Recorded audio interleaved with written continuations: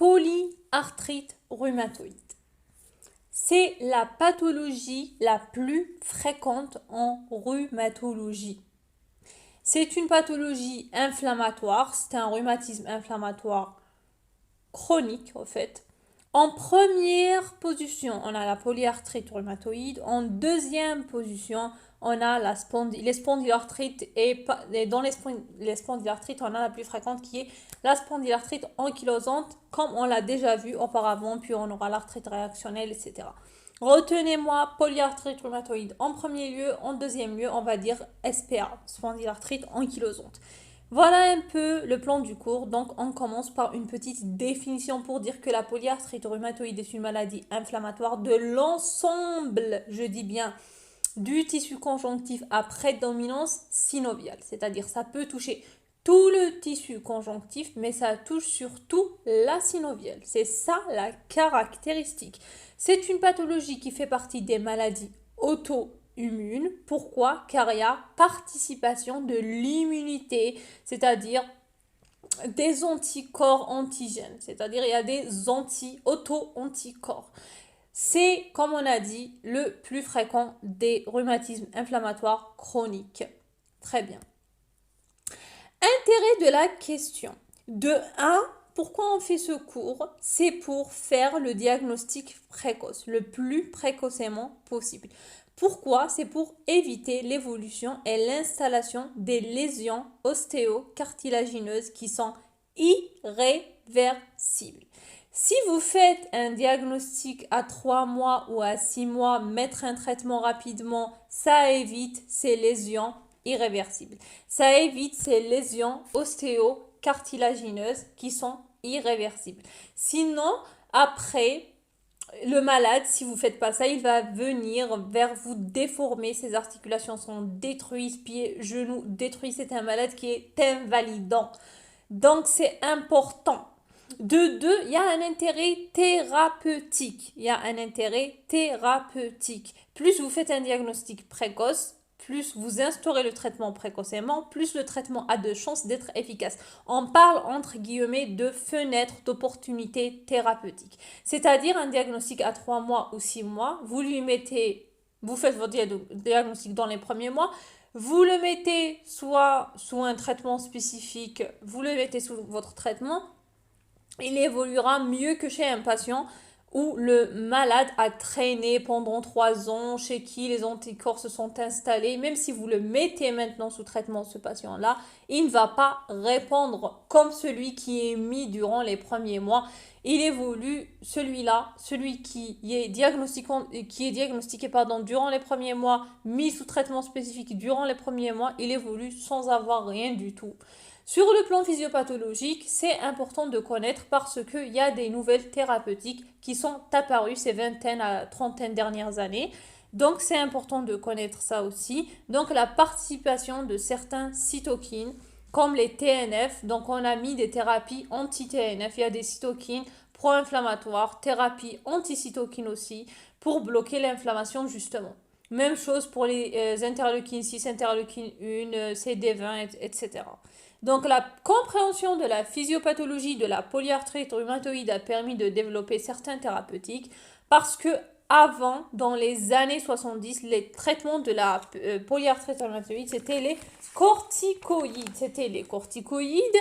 Et c'est tout. C'est pourquoi on voit ceux qui sont complètement déformés parce qu'avant, il n'y avait pas ces thérapeutiques. Actuellement, ces traitements permettent de ne plus avoir ces membres complètement déformés et articulations détruites. Donc, on ne devrait plus voir ce genre de déformation. Sur le plan épidémiologique, il y a une prédominance féminine. Donc, le sexe ratio est de 4. Il y a un pic de fréquence entre 35 et 55 ans. Il y a une augmentation après la ménopause. C'est une constatation. C'est un problème de santé publique. Beaucoup de cas et c'est un problème de prise en charge aussi. Il existe partout dans le monde. La physiopathe, ce qu'il faut retenir, c'est qu'elle reste une pathologie inconnue. Elle est multifactorielle. Beaucoup de facteurs qui interviennent. Il y a des facteurs environnementaux, il y a des facteurs génétiques comme le HLA-DR4 et HLA-DR1. Le HLA-DR4-DR1, il y a un facteur, il y a un facteur d'hérédité. C'est pas une maladie en soi héréditaire, il y a une part d'hérédité, mais ce n'est pas héréditaire. C'est pas systématique. C'est pas quelqu'un qui a l'APR, ses enfants vont avoir aussi l'APR. Ce n'est pas ça. Très bien. On a aussi des facteurs, des agents psychologiques. Le déclenchement de la maladie se fait souvent après un choc émotionnel, le stress, un traumatisme, etc. Et on a des agents infectieux qui déclenchent aussi la maladie bactérienne ou virale. C'est une constatation aussi. Et les facteurs hormonaux aussi, la ménopause chez la femme, par exemple enceinte, on a vu qu'il y a une rémission et après l'accouchement, il y a une poussée. Il y a un facteur hormonal qui participe, contrairement par exemple au lupus, c'est le contraire par rapport à la polyarthrite rhumatoïde. Lupus érythémateux disséminé, le LED, au fait souvent il y a la poussée pendant la grossesse, contrairement à la PR, il y a la rémission pendant la grossesse. Au fait, c'est comme ça, c'est des constatations, les oestrogènes et tout, donc il y a des facteurs hormonaux qui rentrent en jeu. Le tabac, attention, il aggrave la polyarthrite rhumatoïde, de même que l'obésité. Pour tout ce qui est maladie inflammatoire, obésité, ça s'aggrave. Voilà, donc chez la femme enceinte, on retient qu'il y a une rémission et après l'accouchement, il y a une poussée. Voilà, ça c'est une constatation. Donc, on résume, donc stimulation d'un agent infectieux, viral ou bactérien, ou bien mucosique, sur un terrain génétique particulier, activation d'une réaction inflammatoire locale, les LB, les LT s'activent, activation des macrophages, il y a une réaction locale inflammatoire avec sécrétion des cytokines pro-inflammatoires comme les TNF, l'interleukine 1, l'interleukine 6. Inflammation locale au niveau des articulations, ça provoque une inflammation de la synoviale, ce qu'on appelle la synovite. Quand ça touche une seule articulation, c'est une arthrite. Quand ça touche 2 à 3, c'est une double arthrite. Quand ça touche plus de 3, c'est une polyarthrite. Donc là, on parle de palus synovial. Le palus synovial, c'est-à-dire palus, ça va s'épaissir. C'est une polyarthrite, donc il y a plus de 3 arthrites, avec inflammation de la synoviale. Ça va donner le palus synovial, donc la synoviale qui va s'épaissir, il va détruire, il va grignoter comme ça le cartilage et l'os de l'intérieur de l'articulation vers l'os et le cartilage. Ça donne des érosions ostéocartilagineuses. Très bien. Voilà, c'est un peu le cas, comme on a dit, il y a l'immunité qui intervient, les TNF, les macrophages et tout. Maintenant, sur le plan clinique, il y a deux phases, une phase de début et une phase d'état. La phase de début, elle est souvent progressive. Okay, le début est souvent progressif. Ça touche les articulations, des carrefours phalangiens distales, deuxième, troisième métacarpe, d'une manière bilatérale. D'une manière bilatérale, grossièrement symétrique. C'est-à-dire, ça ne veut pas dire si ça touche ça, ça doit aussi toucher ça. Non. Exemple, donc, par exemple, on a métacarrefour phalangienne, première, deuxième, ici c'est touché, troisième, quatrième, c'est pas touché, voilà. De ce côté c'est touché, de ce côté ça peut ne pas être touché, voilà. Après, donc ça touche les poignets, les pieds, les métacarrefours phalangiens, troisième, quatrième, genoux et tout. Elles sont additives fixes, c'est important, elles sont additives fixes. Le poignet gauche, il faut savoir qu'il est toujours touché. Généralement, ça commence ici. Contrairement au rhumatisme articulaire aigu, là, on a dit elles sont additives fixées. Par contre, le rhumatisme articulaire aigu, on dit qu'elles sont migratrices et fugaces, c'est-à-dire elles disparaissent. Là, retenez additive fixe. Toutes les articulations peuvent être touchées, y compris les genoux, les coudes, les épaules, les hanches, le rachis cervical peut être touché, mais attention, ça épargne le rachis dorso-lombaire. Le rachis dorso-lombaire n'est jamais touché dans la polyarthrite rhumatoïde. Pourquoi ? Car il n'y a pas de synovial. Ça touche là où il y a de la synoviale et là il n'y a pas de synoviale, donc rachis dorso-lombaire n'est jamais touché dans la polyarthrite rhumatoïde, c'est dit. Voilà, ça épargne le rachis dorso-lombaire. Très bien. Donc, cervical, C1, C2, donc il y a de la synoviale, ça peut être touché. Le dérouillage matinal, il est assez lent. Ok, là on vous dit donc comment ça touche. Donc là, le dérouillage matinal, il est assez lent. Il y a un blocage. exemple, si c'est au niveau des mains, il faut du temps pour qu'il mobilise ses mains. Il est verrouillé. Il peut aller de quelques minutes. Dans l'arthrose, par exemple, quand c'est mécanique, c'est 5 à 10 minutes. Mais quand c'est inflammatoire, ça dépasse. Le dérouillage matinal dépasse. C'est comme ça qu'on fait la différence. Il dépasse les 30 minutes. Il excède les 30 minutes. Il est supérieur ou égal à 30 minutes, voire 1 heure. Dans les pathologies inflammatoires rhumatismales, c'est en faveur d'un rhumatisme inflammatoire. C'est en faveur d'une PR, d'une spondylarthrite et tout. Donc, les signes cardinaux de la PR, là, faut pas s'attendre. Hein. Vraiment, faut pas s'attendre. La rougeur, faut pas s'attendre. Pour les signes cardinaux de l'inflammation dans la PR. Par exemple, la rougeur, la chaleur, faut pas s'attendre. L'examen clinique, donc, on va faire un examen spécifique, ce qu'on appelle le squeeze test positif. C'est un examen spécifique d'une arthrite au niveau des mains et des pieds. Donc là, vous voyez là, ça déclenche une douleur. On va un peu faire de la pression sur les métacarpes et les métatarses et tout. Donc les phalanges et tout, on va faire comme ça une pression et ça déclenche la douleur quand c'est positif des métaphalanges. C'est ce qu'on appelle le squeeze test positif. C'est un examen au niveau des pieds et des mains. Très bien, pour ce qui est biologie, donc il y a un syndrome inflammatoire, CRP et VS vraiment très très accéléré. Dans ce cas, contrairement comme on a dit dans le cas des spondylarthrites, c'est modéré. Donc là, on aura un syndrome inflammatoire. Non spécifique de la PR, bien sûr. Syndrome grippal, on pourra avoir un syndrome inflammatoire, infection urinaire, angine. Donc tout peut donner une CRP positive et une VS positive accélérée. Le facteur rhumatoïde, donc là, c'est des éléments qu'on recherche. Le latex, le Waller rose et tout, c'est des facteurs rhumatoïdes qu'on recherche pour voir si c'est une paire immunonégative ou bien immunopositive. Elle peut être négative au début, attention, elle peut se positiver après, attention, et comme il peut rester négative, attention. Donc ça n'a rien de fixe, ça n'a rien vraiment de spécifique.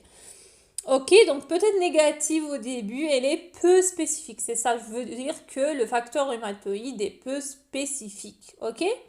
Très bien, donc anticorps anti-CCP, ils peuvent être positifs ou négatifs. Ils sont positifs. Quand ils sont positifs, c'est spécifique.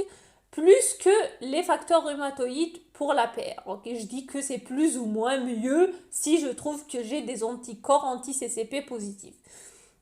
Quoique, on peut les trouver négatives dans la PR et peuvent le rester. Ce n'est pas un élément indispensable pour le diagnostic. C'est pas si je trouve pas les anti-CCP positifs, c'est que j'ai pas de PR. Non. Donc, quand ils sont négatifs, les deux, facteurs rhumatoïdes négatifs, anti-CCP négatifs, on parle de polyarthrite rhumatoïde immunonégative. Donc, là, vous voyez, il y a des examens biologiques. Donc, quand je les trouve positifs, je dis que c'est immunopositif. Les examens biologiques pour éliminer les affections à expression voisine. En fait, une polyarthrite rhumatoïde, elle peut s'associer avec un lupus, une sclérodermie et tout. Donc, je rajoute les facteurs antinucléaires. Donc, ça peut être les deux, ok? Ça peut être les deux pour les connectivites, pour tout ce qui est lupus, sclérodermie, polymyosite et tout, toutes les connectivites. On rajoute les anticorps antinucléaires pour voir un peu si c'est positif ou pas. Voilà, est-ce que j'ai les deux, est-ce que j'ai un seul et tout. Les ASLO, ce n'est pas systématique, hein, sauf dans un contexte. Voilà, ça c'est pour strepto. Après, on a les sérologies virales. Pour une PR, une polyarthrite rhumatoïde récente, ça peut s'accompagner avec une hépatite virale. Donc peut-être quand c'est récent. Le bilan de la sarcoïdose dans un contexte toujours clinique particulier, une radio, si on suspecte une vascularité et tout. Donc là j'ai une radio, j'ai une clinique, peut-être. Je vais faire un bilan de sarcoïdose, mais ce n'est pas du tout systématique. Ok, vous voyez que c'est selon le contexte, selon si c'est débutant, si c'est ancien, ça dépend. Voilà. Maintenant, ce qu'il faut savoir, voilà, c'est que une polyarthrite rhumatoïde débutante, qu'est-ce que je demande comme radiographie standard? Je demande une radiographie des mains, ok, de face, prenant les poignets pour analyser l'articulation. c'est important. Prenons les poignets.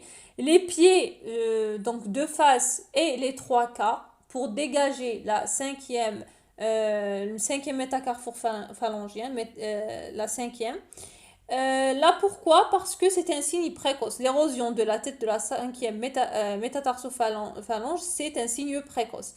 Donc, elle peut survenir précocement, donc je dois la dégager pour voir s'il n'y a pas d'érosion. Ok, très bien.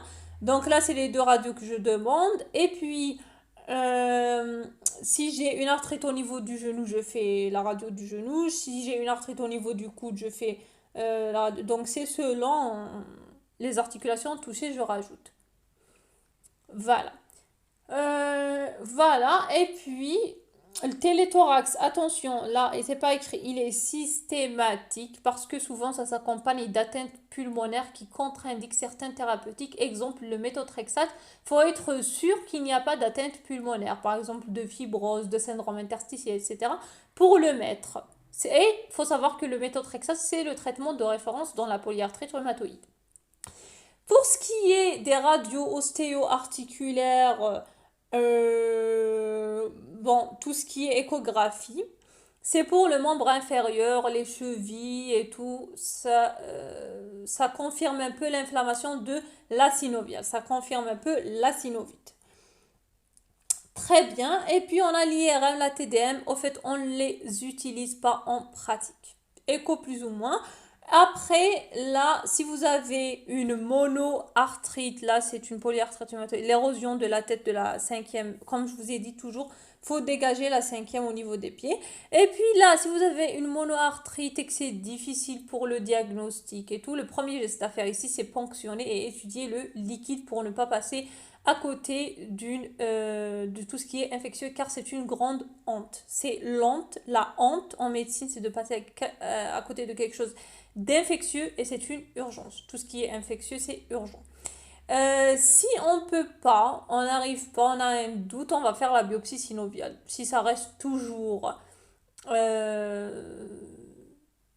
reste toujours monoarthrite et qu'il y a un doute, soit chirurgicien ouvert ou bien trochanter spécial sous échographie, on va donc envoyer cette biopsie à l'anapathe. Si ce n'est pas une tuberculose, c'est pas infectieux, il y a une réaction inflammatoire locale et que la nécrose est non spécifique, donc là, même si c'est une monoarthrite, ça nous oriente un peu vers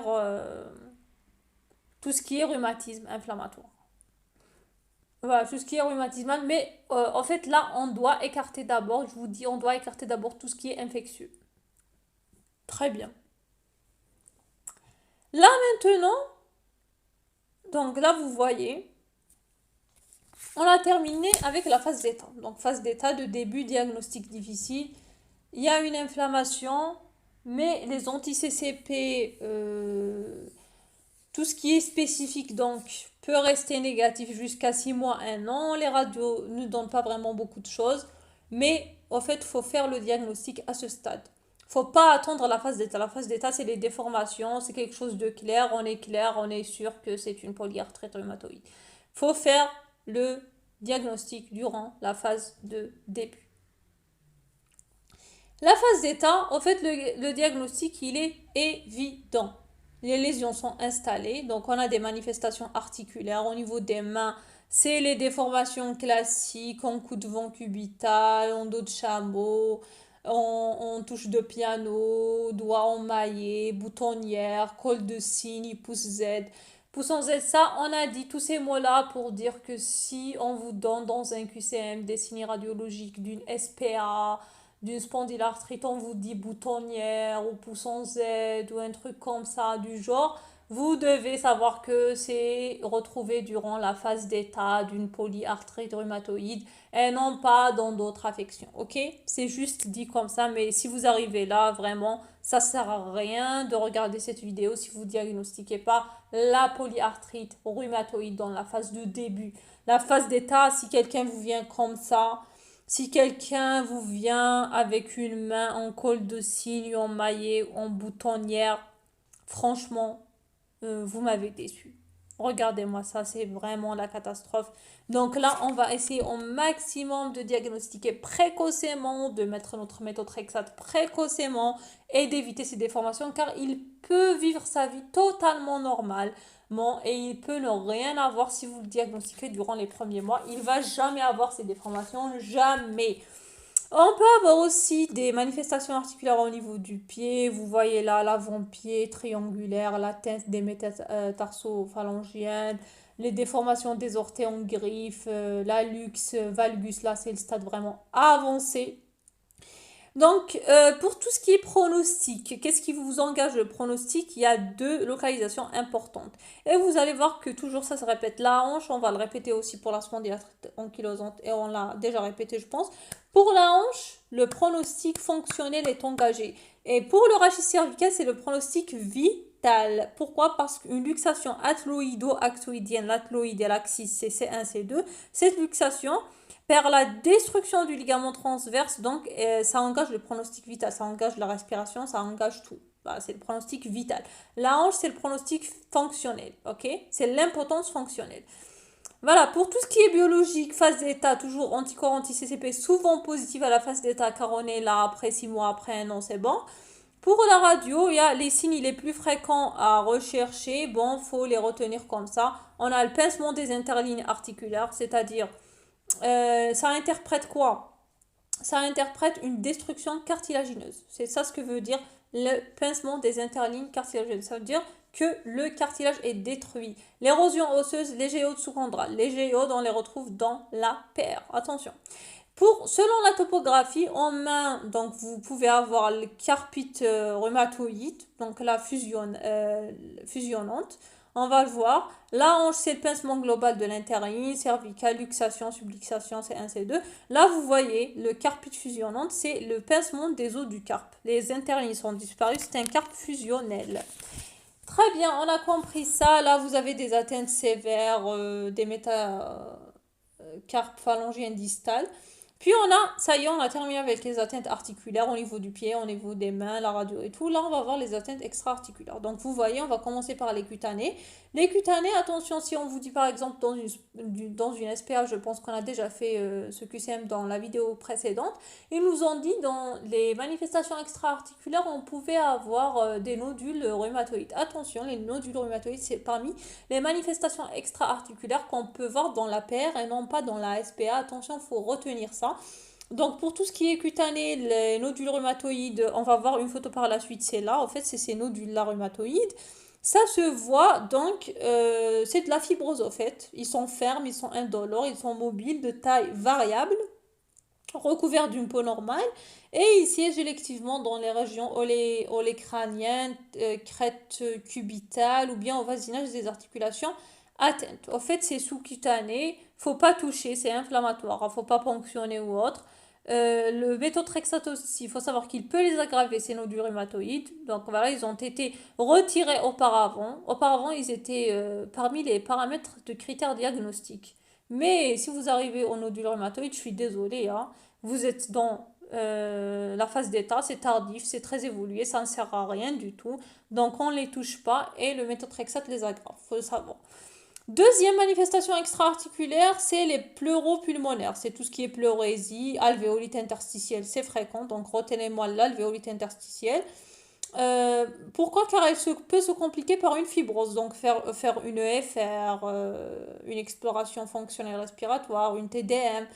Et on a ce syndrome-là de Kaplan-Collini. En fait, c'est quoi? C'est la silicose et la PR. Là, donc là, la prise en charge, elle est difficile. Il y a des traitements à ne pas utiliser dans ce cas. Nodule pulmonaire, c'est très exceptionnel. Cardiaque, c'est la péricardite, c'est rare. Contrairement au lupus, dans les connectivités, tout, c'est plutôt fréquent. Tout ce qui est cardiaque, là, c'est rare. L'oculaire, c'est la sécheresse oculaire et buccale. C'est le syndrome de Goudreau. C'est très important de le retenir. Il peut être primitif, mais il peut être secondaire à la PR, donc faire la part des choses. Il faut savoir est-ce que c'est primitif ou pas. Est-ce que c'est une manifestation extra-articulaire de la polyarthrite rhumatoïde qui nous donne ce syndrome de sécheresse buccale et oculaire, ce syndrome de Goudreau, ou bien c'est en fait c'est un syndrome primitif, il faut savoir faire la part des choses, mais retenez-moi très très bien ce mot-là, syndrome sec, sclérite rhumatoïde, goutte grosse et dans l'APR, attention. Hématologique, le syndrome de Felty, il est exceptionnel. C'est quoi? C'est l'association d'une polyarthrite rhumatoïde, d'une neutropénie et d'une splénomégalie. Donc là, c'est exceptionnel. Et l'amylose, c'est dans les polyarthrites rhumatoïdes très anciennes et maltraitées. Très bien.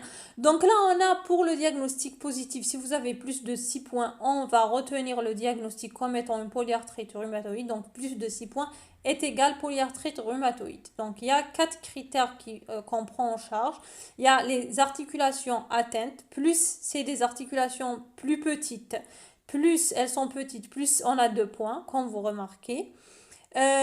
Plus d'articulations touchées, plus de points. Donc plus il y a beaucoup d'articulations, plus ça m'oriente plus vers la polyarthrite rhumatoïde. Et plus ce sont des petites articulations, des métatarses, des métacarpes et tout. Donc là, ça m'oriente aussi vers la polyarthrite rhumatoïde. Donc là, c'est juste pour comprendre la logique de ces critères diagnostiques. C'est pas à apprendre, c'est pas à retenir. Juste comprendre. Deuxième critère, c'est les auto-anticorps, les facteurs rhumatoïdes et les anti-CCP. Donc là, plus le taux est élevé, plus j'ai des points. Et la durée d'évolution des synovites, si c'est plus de 6 semaines que j'ai une inflammation de la synoviale et tout, c'est j'ai un point. Et les marqueurs biologiques aussi, la VS et la CRP, s'il y a une inflammation, c'est-à-dire ça m'oriente vers un syndrome inflammatoire, donc je vais donner un point. Donc si vous avez plus de 6 points dans ce cas-là, vous êtes dans le cas d'une polyarthrite rhumatoïde. Après, vous allez me dire c'est quoi les petites articulations, c'est quoi les grosses articulations. Grosses articulations, c'est clair, les hanches, les genoux, les épaules, les coudes. C'est l'apanage des spondylarthrites ankylosantes et tout. Pour les articulations, je vais dire un peu intermédiaires, c'est les chevilles, les poignets et tout. Ils peuvent être touchés. On a dit toutes les articulations peuvent être touchées. Même dans la polyarthrite rhumatoïde. Mais là, donc là, la polyarthrite rhumatoïde, c'est plus les petites articulations, les métacarpes et les métatarses, les MCP et les MTP. Attention. Très bien, donc là, on est arrivé au diagnostic différentiel. Donc, vous êtes devant une polyarthrite rhumatoïde. Pour retenir notre diagnostic, il faut éliminer tout ce qui n'est pas polyarthrite rhumatoïde. Donc, devant un début aigu polyarticulaire, je pourrais penser à un rhumatisme articulaire aigu, une polyarthrite inaugurale d'hépatite, rubéole, tout ce qui est infectieux. J'ai dit endocardite d'Osler. Donc c'est pour ça qu'on est amené parfois à faire les aslos, les sérovirales et tout. C'est pour éliminer un peu tout ce qui est infectieux. Si vous êtes devant une monoarthrite, tuberculose, arthrite infectieuse, toujours, vous voyez la goutte et tout. Si vous êtes devant une polyarthrite non destructrice, pensez au connectivite, syndrome de Gougerot, est-ce qu'il est primitif, on a dit, ou bien secondaire à l'APR, toujours on doit se poser la question, etc. Et puis si vous êtes devant une polyarthrite destructrice, vous pensez au rhumatisme psoriasique qui est dans les spondylarthrites, manifestation périphérique d'une SPA, d'une spondylarthrite ankylosante, etc.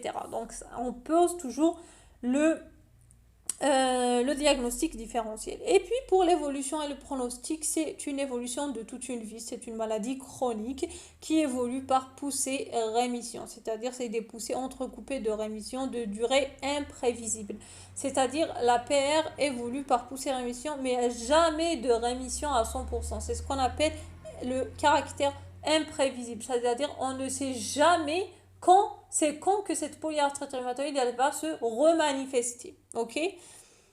Voilà, il y a des formes bénignes qui évoluent, beaucoup de rémissions, peu de poussées et tout. Il y a des formes plutôt malignes et actives. Voilà.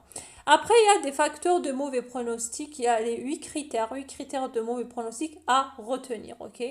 Faut retenir les radios à demander, il faut retenir les anti-CCP, les facteurs rhumatoïdes, même s'ils sont peu spécifiques, comment on diagnostique, tout ça, tous ces critères de petite articulation, plusieurs articulations touchées, petite articulation distale et tout. Retenez-moi ça. Donc, à rechercher dès le début de la maladie, car si on est devant une polyarthrite rhumatoïde plutôt maligne que bénigne, ça change tout. Donc, un, c'est l'existence d'atteintes extra-articulaires, tout ce qui est syndrome sec, uvéite, etc. Deux, c'est les érosions radiologiques précoces, c'est-à-dire dès le début, dès que ça commence, j'ai des érosions de l'extérieur vers l'intérieur. Non. Syndrome inflammatoire élevé, VSCRP très très élevé, c'est un facteur de mauvais pronostic. Facteur rhumatoïde positif, anti-CCP positif. Donc tout ce qui est très positif, très immunopositif, c'est pas bon. Terrain génétique, HLA-DR, 4DR1, c'est un facteur de mauvais pronostic. Une mauvaise réponse au traitement de fond et un statut socio-économique défavorisé, car il y a une prise en charge quand même assez lourde. Donc c'est les 8 facteurs, les 8 critères de mauvais pronostic. Comment on va traiter la polyarthrite rhumatoïde? Le traitement doit être précoce, car plus de chances d'être efficace. Les buts du traitement G4, c'est la rémission durable et à défaut un taux d'activité le plus faible. C'est la guérison est impossible, mais la rémission longue durée, activité peu faible, durable, c'est possible. 2, c'est éviter les déformations. 3, c'est éviter les destructions. 4, c'est prévenir les complications générales. On est amené donc à utiliser des corticoïdes, des immunosuppresseurs, etc. Donc, il faut prévenir les complications générales comme l'ostéoporose, l'hypertension artérielle, etc. Voilà, donc voilà mes 4 objectifs. Induire et maintenir la rémission ou activité faible, prévenir l'handicap et les handicaps irréversibles, contrôler la progression radiologique et prévenir les complications générales cardiovasculaires, ostéoporose, etc. Quels sont mes moyens? Mes moyens thérapeutiques, j'ai des traitements symptomatiques pour lutter contre la douleur, toujours les donner, les traitements symptomatiques, peu importe, poussée, rémission ou autre. On a le traitement de fond. Pourquoi? Pour arrêter le processus évolutif de la maladie, ok? Pour induire et maintenir la rémission ou bien l'activité faible. On a la rééducation fonctionnelle et orthase pour prévenir ou corriger les déformations. Vous voyez, c'est selon les objectifs. L'éducation thérapeutique pour l'adhésion, pour que notre patient adhère plus au traitement. Et on a la chirurgie dans les cas les plus avancés, ok?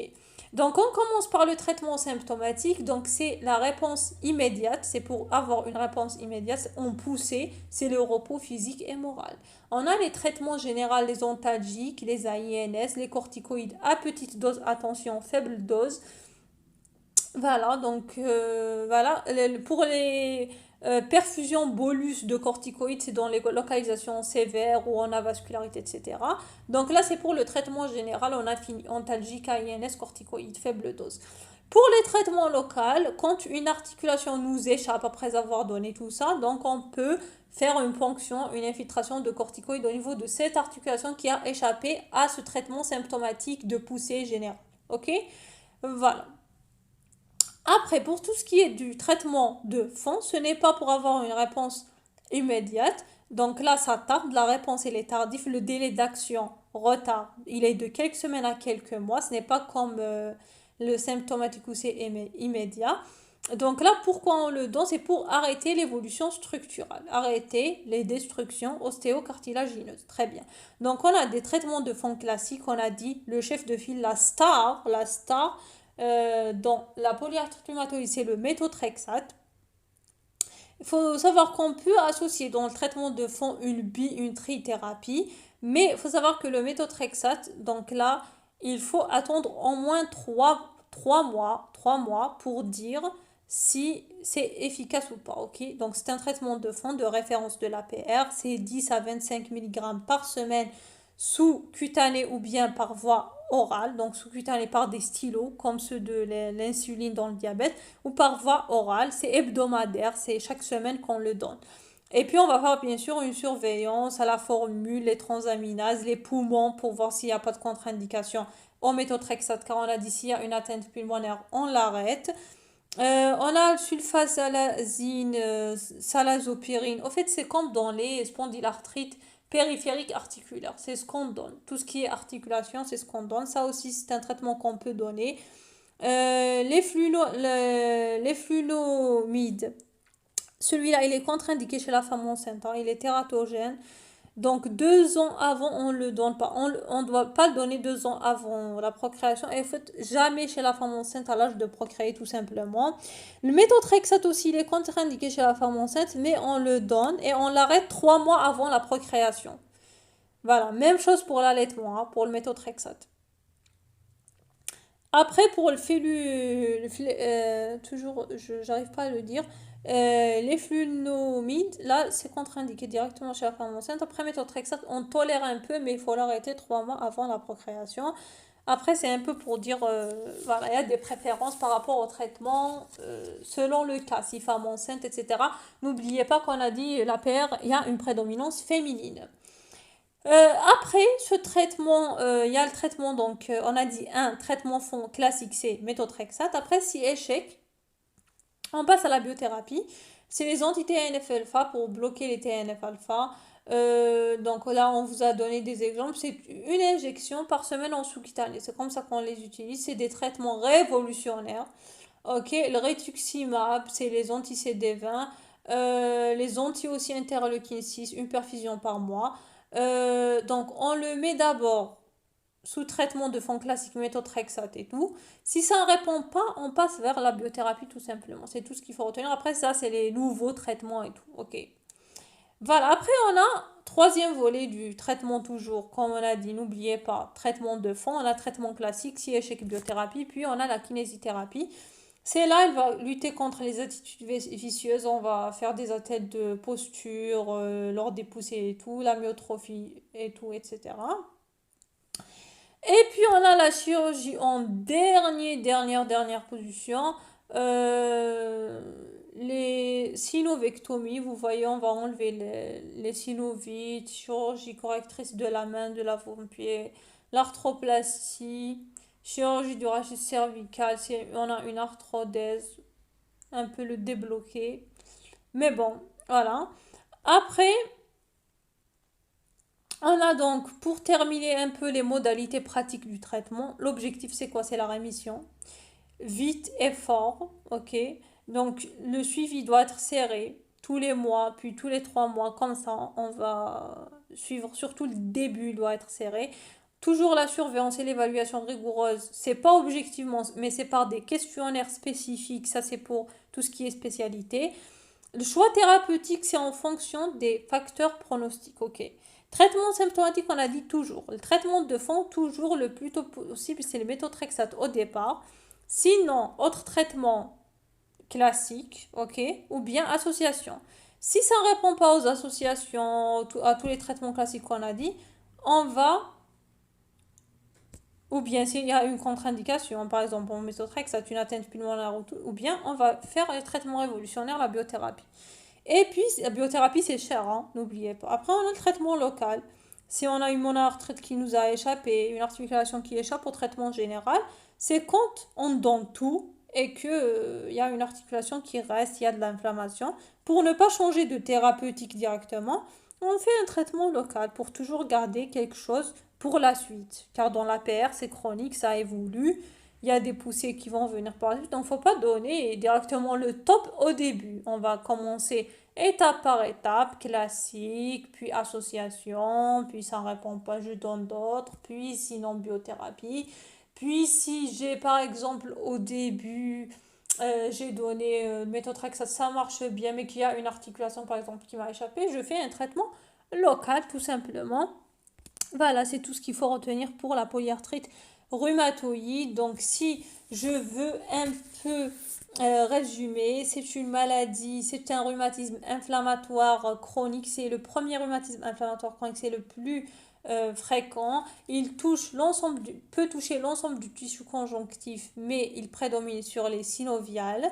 Il y a l'immunité qui rentre en jeu, ok, plus précoce, plus le diagnostic est précoce, plus le traitement est précoce, plus il n'y a pas d'installation des lésions ostéocartilagineuses, plus c'est bien. Les médicaments, on a donc le méthotrexate qui est le traitement de référence. Après, il y a la biothérapie qui a aussi révolutionné le traitement. Les facteurs, c'est antifactoriel. Il y a des facteurs hormonaux, génétiques, HLA, DR4, DR1, toxiques, psychologiques et tout. La femme enceinte, on a constaté qu'il y a une rémission. Après l'accouchement, c'est une poussée. Il y a la phase de début, c'est progressif, il y a le dérouillage matinal, plus de 30 minutes, c'est inflammatoire et tout. Les arthrites, retenez, fixes et additives, bilatérales, grossièrement symétriques. Attention, c'est Métrique, ça touche plus les métacarpes, les métatarses. Deuxième, troisième métatarse niveau du pied. Toutes les autres articulations peuvent être touchées, mais ça épargne le rachis dorso-lombaire. C'est plus les articulations distales, les petites articulations. C'est poli, ça touche plusieurs articulations en même temps. C'est symétrique, c'est bilatéral, c'est fixe, c'est additif. Déjà, c'est fixe, ça disparaît pas quand ça vient et c'est additif. Il y a d'autres articulations qui viennent par la suite. Voilà, c'est tout ce qu'il faut retenir. Après, il y a un syndrome inflammatoire, il y a les facteurs rhumatoïdes qui sont peu spécifiques, il y a les anti-CCP qui sont un peu plus spécifiques, mais c'est pas indispensable pour le diagnostic. Il y a beaucoup de critères euh, qui rentrent en jeu. Après, pour tout ce qui est radiographie, on demande des mains, des pieds, les mains en prenant les poignets face, et pieds face et trois quarts en prenant la cinquième métaphalange là. Puis l'écho, c'est plus pour les membres inférieurs. Le téléthorax, c'est systématique car sinon, ça peut contre-indiquer le méthotrexate. La phase d'état, tout est clair. Les mains, les pieds, poussons Z, boutonnière, tout ce que vous voulez. Tout ce qui, les localisations qui mettent en jeu le pronostic, c'est la hanche, c'est tout ce qui est fonctionnel. Le rachis cervical, c'est tout ce qui est vital. Après, à la radio, on voit les pincements des interlignes articulaires, les érosions osseuses, les géodesous-chondrales, c'est les signes qu'il faut retenir. Extra-articulaire cutané, c'est tout ce qui est nodule rhumatoïde. Pulmonaire, c'est tout ce qui est alvéolite interstitielle. Oculaire, on a le syndrome sec, le Goudreau. Il faut savoir s'il est primitif ou secondaire. Voilà, après on a les critères de positivité, c'est plus les articulations touchées, plus c'est petit, plus il y a beaucoup d'articulations, plus c'est en faveur de la polyarthrite rhumatoïde, plus facteur rhumatoïde positif, anti-CCP positif, plus c'est immunopositif, plus c'est en faveur.